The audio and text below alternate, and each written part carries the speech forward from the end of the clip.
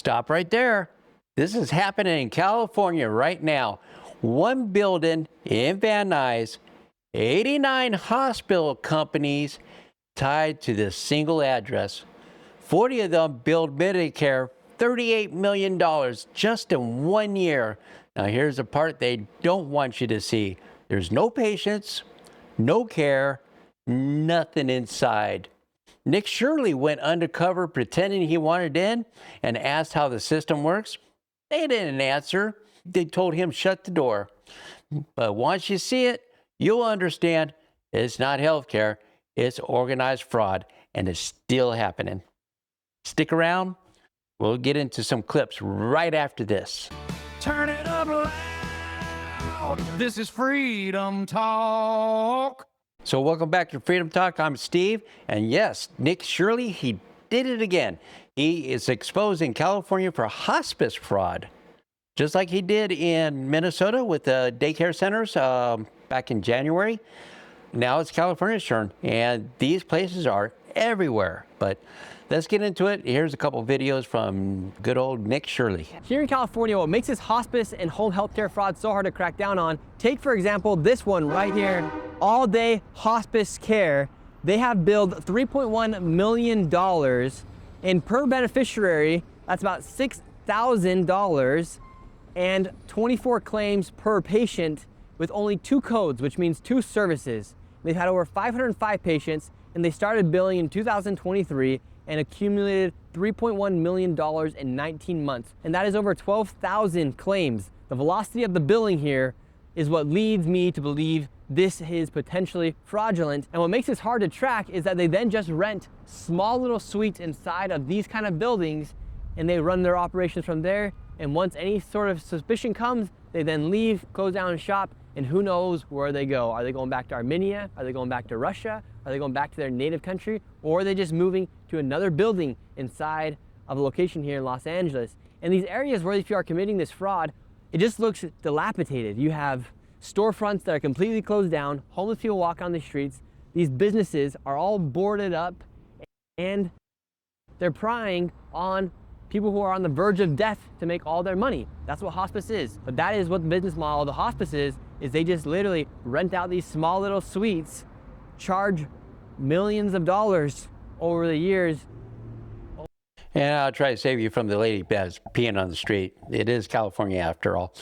But these fake hospice places, I tell you, it's like you got fake hospice, you got fake daycares. You know, how deep does this fraud go in how many different places? I mean, this is just Minnesota that he just got through investigating, and then California. And now you're talking one place with 89 different hospice locations in one address. That's one address, and they're just billing millions and millions and millions of dollars through the healthcare system. So, but here's the next clip, and he explains a lot more on that. But he's actually inside. And so this right here was a prime example of the millions that eventually accumulate to billions of dollars of fraud taking place here inside of California with these things like hospice, home healthcare, adult day healthcare as well. And something interesting about this location, these are all hospices. All of these are hospices. But what's super interesting about this is if you take a look at the parking lot, the cars that are in here, you have a Cybertruck, you have a brand new BMW. Over there you have 3 really nice cars, a BMW, Mercedes, and a Mercedes. And these locations are billing millions of dollars. For instance, Guardian of Angels Hospice and Blossom Hospice, they're also here. They've actually fled the location. They billed $4.8 million and $3.4 million. Massive fraud taking place here inside the state of California. Yes, a lot of nice looking cars for this hospice places. That looked like a rundown apartment complex, motel, whatever it is. A lot of nice cars over there for that part of town. But yeah, they're ripping off millions, and there's more. Here's Nick Shirley at that, I believe that same location, and he went undercover this time. He tried to see if he can get more information on about opening up one. Check this out. Are you guys the hospice consultants? Yes. Oh, can we talk to you guys? About? I want to open my hospice. You want to open a hospice? Yeah. Okay, what was your name? My name's Nick, but I want to open up a hospice. I understand, but we don't take care of that. Can I get some information? Do you want a number? Yeah, or give me a flyer or something. And this is a hospice consultant. Yes. No, we want to talk. All right, so they say they're open right now. They won't let us into the lobby. This is no way to conduct business. We are two entrepreneurs trying to open up our own hospice. Soaked to the bone right now. We were denied service by the potential fraudsters, and as we were leaving, one of the fraudsters started to leave from the back in a $200,000 Maybach. We have a Mercedes. Wow. Where can we open a hospice at? We'd like to open up a hospice. See the Maybach just like you. So is this how I can get a Maybach by opening up my own hospice? Now, after seeing all the wealth that is being created from these hospice centers, I headed back to the original location where we found over 15 hospices in one plaza. I wanted to make sure it wasn't a fluke that Armenian mafia members were running the show and that there weren't just randomly $100,000 cars the day I went by. And this time, it was even worse. Sir, how are you? Good. So what do you think about all this hospice fraud? Sir, you're in the Cybertruck, driving away, taking money from old people. Yet he's just driving away in his Cybertruck, won't even answer any questions. Let's see, we have another rich person as well that's getting rich off this hospice. This guy's leaving as well. So the two people that walked out of Holy Angels, they're in a brand new Cybertruck and a new BMW. How lucrative of a business is hospice? I'm seeing a Cybertruck, you're in a nice BMW. It's good. Yeah, because it looks like, for instance, Guardian of Angels, that used to be here, $4.8 million they built the state of California. And how many clients do you guys have? Do you have a bag? Do I need to answer your question? I'm just curious. It's not mine. I just work. Yeah. You must be getting paid pretty well, right? I tell you, Nick Shirley, he has some guts. Going to California, asking all those questions, a bunch of questions, and part of town not familiar with, obviously, and I don't know if there's fraud. Usually, there's bad guys that come with it. So, God bless him. Keep him in prayer too, that he'll be protected and to continue to expose the truth.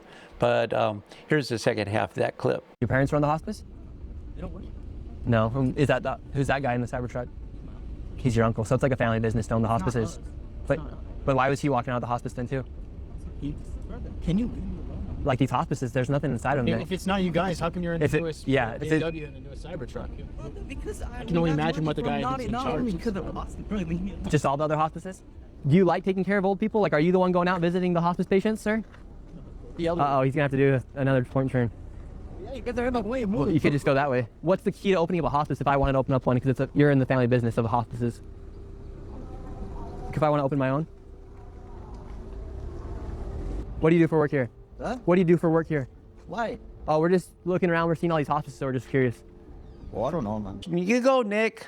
Now let's see how far this rabbit hole goes. I like that one guy in the end too. It's like he started asking him some questions, like once you find out, you ask him about hospice. Nothing. I do nothing. I'm out here.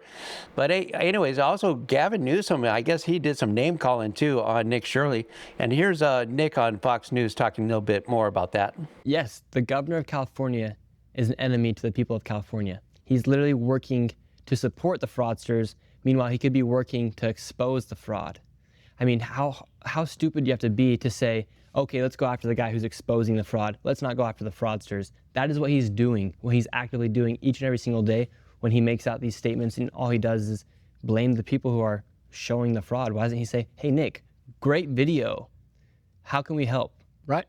That's what I would say. Was That's all he wow, needs to say. great video. How did you find this? Where did you go, and where are you going next so we can find somebody to go with you? Don't you think that would be a common response? Exactly, because these tax dollars don't say right or left on them. They don't say Republican or Democrat. Right. Each tax dollar is a dollar for the American people. And when they go in and steal these dollars from us, they're not robbing just the liberal Democrat in California. They're robbing everyone.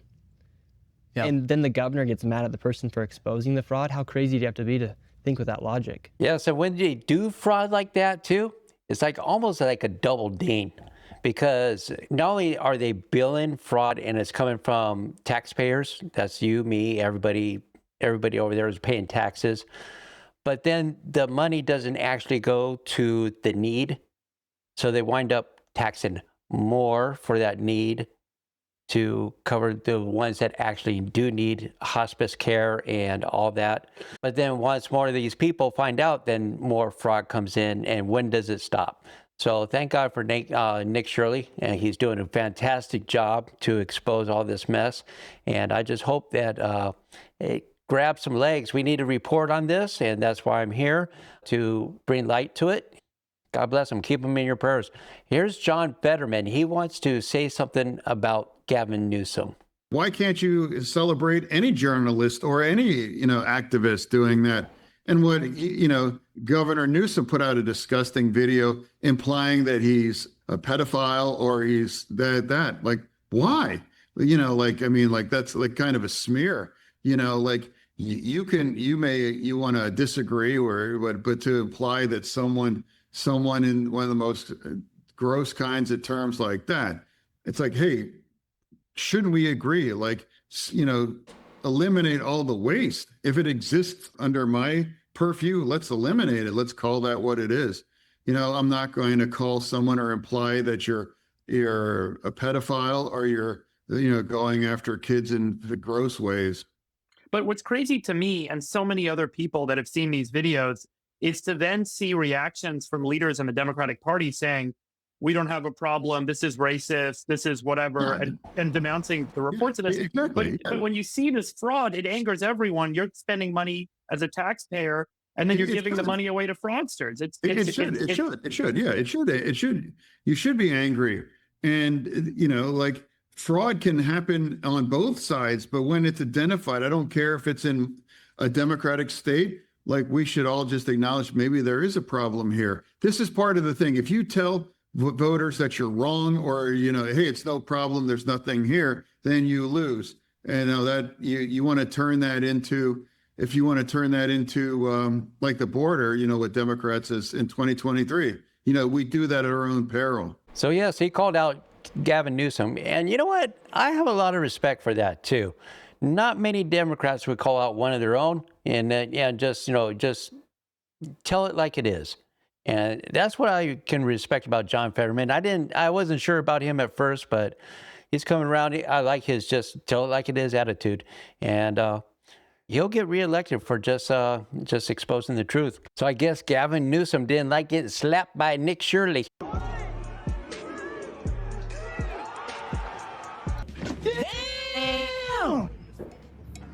Thank you for watching Freedom Talk. Thank you for the new subscribers and all the likes and the comments that you left yesterday. And that was really enjoyable, and it's starting to seem like a little bit like a family. It's kind of cool, when you start off a new channel like this and you kind of can grow together. So thank you for that like, subscribe, and share. And make sure you check out this video. And make sure you hit that subscribe. Thank you much. Until next time on Freedom Talk. This is Freedom Talk.